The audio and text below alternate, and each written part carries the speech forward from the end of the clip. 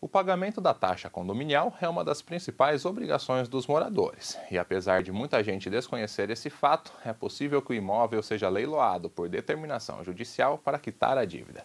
César Pequini, advogado especialista em direito civil e imobiliário, comenta essa e outras consequências que pesam sobre o morador em débito agora, no nosso quadro Direitos e Deveres.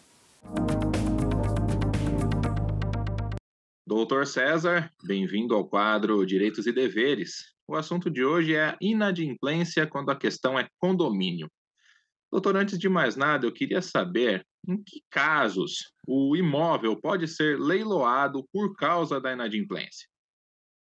Olá, meu caro Lu, mais nada, é uma grande honra poder falar para os seus telespectadores. Nós temos casos, sim, em que a pessoa eventualmente pode ficar ou ter o seu imóvel objeto de constrição judicial ou de expulsão. Você tem toda uma infraestrutura que é privada, que precisa de uma mutualidade para aquela respectiva construção. E aí, uma questão que é muito sensível. A Lei 8.009/90, que é a lei do bem de família, uma lei importantíssima, segundo o meu humilde ver, que assegura o que nós chamamos de mínimo existencial, é o último filtro social, ela é muito importante para vários vetores, mas ela tem exceções. E uma das exceções são as obrigações em decorrência da utilização do bem, como, por exemplo, os impostos. E a interpretação firme que é dada pela jurisprudência, pela doutrina brasileira, é que a dívida condominial é uma exceção. É mais importante a coletividade do que você individualmente. Ou seja, para você poder ter acesso à sua unidade autônoma, você precisou de um controlador de acesso, você precisou de uma manutenção das áreas comuns, você precisou que o seu elevador esteja com a taxa anual de inspeção que se chama RIA paga. E tudo isso, meu cara, é caríssimo, né? Exatamente, doutor, e até completar a questão, perguntando quais são as regras que devem ser seguidas para que haja um leilão certo, né, correto, limpo do imóvel em questão, em debate. Eu acredito que, assim, quando você coloca o termo limpo, que é uma grande felicidade, como que a gente consegue enxergar isso dentro de uma respectiva construção em que a pessoa entenda efetivamente que ela perdeu o seu imóvel? Primeiro, uma boa gestão.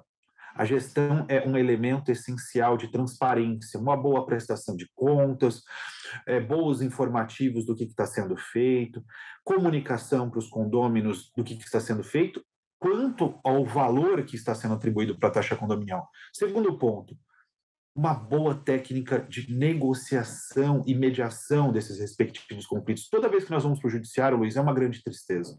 Né? Eu como gestor, apesar de ser advogado, eu tenho percebido cada vez mais que os meios adequados de solução de conflitos, a mediação, a conciliação, a negociação, fazem com que o processo consiga ser mais transparente. O processo de transparência na execução dessa unidade autônoma precisa ser feita sempre dentro da medida da informação, respeitando a Lei Geral de Proteção de Dados e Intimidades, dentro da publicidade da Assembleia. Informação, prevenção e aí seguir todos os passos jurídicos adequados, né, doutor? Isso. E mais do que isso, meu caro, quando falamos de passos adequados, a retirada da propriedade, e assim, ela deve ser uma última razão. Nós falamos de última ratio. Eu não concordo com a ideia de que o processo executivo force esse primeiro movimento. O Código de Processo Civil diz que a execução será realizada de forma menos gravosa para o executado, meu caro Luiz. Sim. E, doutor, em assembleia, em muitos dos casos, surge a possibilidade de elevar o valor da taxa condominial por causa da inadimplência de alguns. Como o doutor analisa essa situação? Olha, é a, é a grande questão que nós temos de ordem econômica por trás dessa respectiva temática. Né? É inevitável quando você tem, por exemplo, uma taxa de inadimplência de 10, 12, 30% num condomínio edilício, você tem que elevar as demais despesas. Né? Não elevar as despesas em si, mas elevar a taxa condominial.